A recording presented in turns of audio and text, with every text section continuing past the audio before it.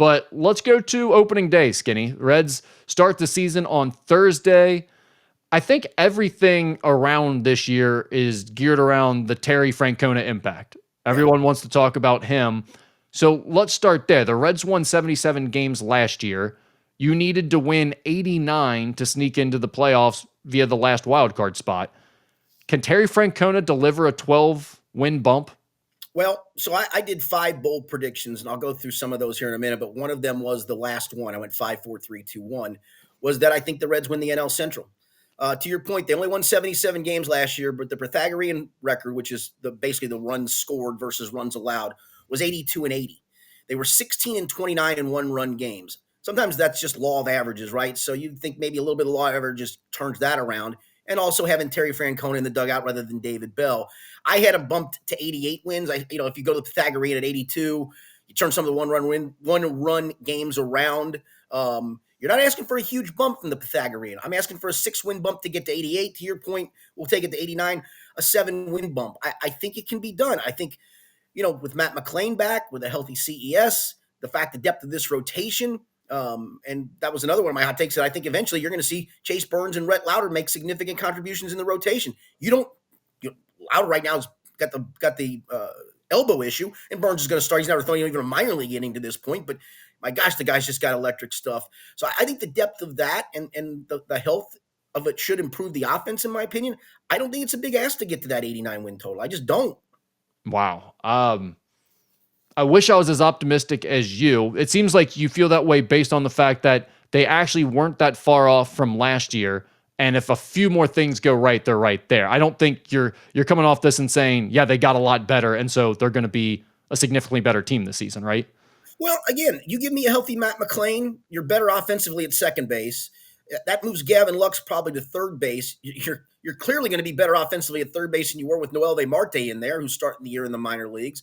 And I'm still really bullish on that. Was another one of my takes. It was Matt McClain's going to score 100 runs and CES is going to drive in 100. I'm just bullish on both of those guys when they're healthy. Well, let's hope that's the case. Let's hope they are healthy. I'm not convinced that's enough, even if they are, but it gets you a lot closer. I mean, those guys, not having them last year was a huge difference in what we thought that team was going to be versus what the reality was. 79.5 wins is the FanDuel projected the win total right now. They were 77 and 85 last year. Sounds like you're in on the over here. Is you feel that's a good bet? Yeah, I'm in on the over. Wow. Usually for me, I look at Pythagorean records a lot of times as if your Pythagorean record's worse than what your real record is, that's a credit to the manager. If your Pythagorean record is better than what your record is, well, then that means some of that's on the manager, in my opinion. And that's why they made a change. Fair enough. I'll go over 79.5 wins, but I think 80 or 81 is probably where we're at more than likely. I don't see a team that's bumping up 10 plus wins based on what they've done. From an injury perspective, that was such a huge storyline last year. I mean, we've already heard Spencer Steer, Austin Hayes, Andrew Abbott, Tyler Stevenson. Do you feel like this season is headed for another disaster year? I don't. I mean, I think they're erring on the side of caution with Diaz. The Steer one's a little interesting to me because it just felt like they thought time was going to heal this, and it just hasn't. Now, could he eventually come back and just be a full-time DH? I guess that's a possibility. But I go back to the rotation. I think this rotation is so damn deep that's how you're winning games this year. You're winning 3-2 games. I think that's where you place your confidence in, right? I mean, last year it felt like they were really missing a middle of the order bat or an extra run producer in the outfield, maybe. The pitching staff felt like it was close last year. I mean, maybe even better than close. The pitching staff felt like it was pretty strong last year.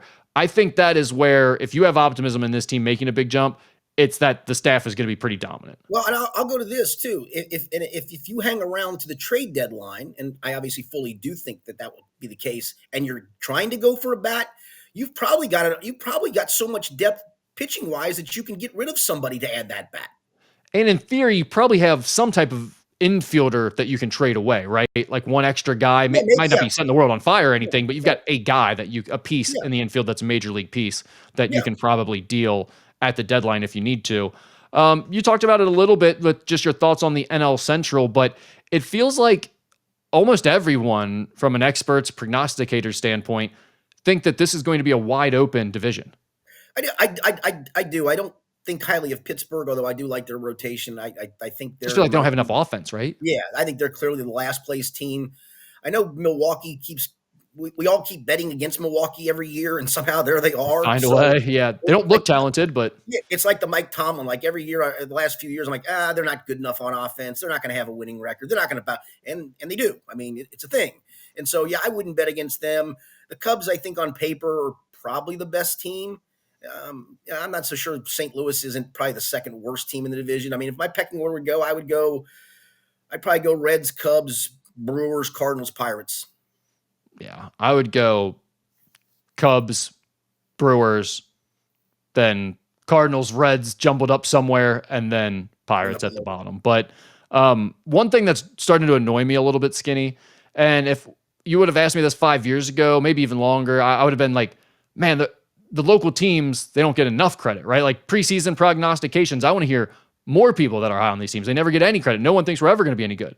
Well, since Joe Burrow's come to town and since the Reds have had like Ellie De La Cruz and some of these new younger guys, I mean, it's every year the Bengals and the Reds are the sleeper projections, the darlings from a media perspective. And I think because of Ellie and because of Hunter Green, the Reds are always going to be a hot sleeper projection because you can just look at those teams. They're all kind of nondescript. None of them are that exciting in the NL Central. And you say, well, at least they've got some young, fun talent. I'll just pick them as my sleeper pick. But it's starting to annoy me. Like this, the Reds are a sleeper every year, but they're never any good. Actually, I'm kind of tired of hearing about them being a sleeper. But once again, I'm hearing that from pretty much everything I read. Every expert has a different projection, but then they say, watch out for Cincinnati. They're a sleeper pick to win this division. Yeah, but I think when you start with a guy who, and I took two other bold predictions, if you will. One was Ellie flirts with 40-40. I think the one part of the 40 is the easy part, the stolen base part. But I think the more contact he's making, he's actually making contact at a higher rate, and just maturation is going to get him, maybe in that ballpark of 35-ish, and you're only asking for a handful more. So I think he's legit, and I think he'll finish in the top three in the NL MVP voting. I think Hunter Green will finish in the top three in the Cy Young voting. That's a pretty good place to start. And again, two guys don't win a game, and obviously Hunter only goes once every fifth day. But that's a pretty good place to start. I'm with you. And so are every other expert MLB prognosticator that thinks the Reds are a sleeper. We'll see. A couple of over-unders, regular season prop bets to get through here before we stop talking about the Reds. Ellie De La Cruz, over-under 24.5 home runs. I think you just said you're over on that. Over, yeah. Ellie De La Cruz, stolen bases, 55.5. I'll go over because he's still young enough to keep running. At some point, the stolen base number is going to come down, and it may not be for another 3 or 4 years. I just don't think it's right now. I think he's still young enough with fresh enough legs to keep running. Matt McClain, home runs, 22.5. Big number, right? A big no. I'm going to go under, and I go under only because of the potential for the injury history, right? I hate to do it. I think he's going to, like I said, I think he's going to. I had him, if he can play 140 games, he's going to score 100 runs for me, especially where he sits in the lineup. But I think even if he hit 20 home runs, everyone would be like, yeah, that's fine. That's good year out of Matt McClain. So I could literally see him being a 38 double, 8 triple, 18 home run guy. That's great. Yeah. And everyone would be thrilled with that. So it's like he can have a really good year and still not get this number. It feels like the under might be the play here. Yeah. Jamer Candelario, 18.5. I'll go under. He feels like at times he should be the odd guy out of the lineup. I agree with that. Spencer Steer, 19.5 homers. I'm going to go under just because I don't know when he's going to play and how effective he's going to be with that shoulder. They don't matter, but Hunter Green wins over 10.5. Over under. I'll go over. Yeah, I'll go over because I think he'll make more starts. Brady Singer wins over under 9. I'll go under. He feels like a 4 2/3 inning guy to me. A lot of times. Like, all right. Like he'll get you the 4 2/3 innings and it'll be at 97 pitches and it's time to get him out. Those are the ones I saw that I thought were interesting. So I just wanted to get your take on that. Any other thoughts on Reds or opening day? No, Will you be down doing the festivities at opening day? What do you do on opening day these days? I usually go do the morning show, though I wasn't asked this year, so I'll probably just sit at home and watch it. We have a basketball banquet that night, so I'm gonna watch it up until then. Nice. All right.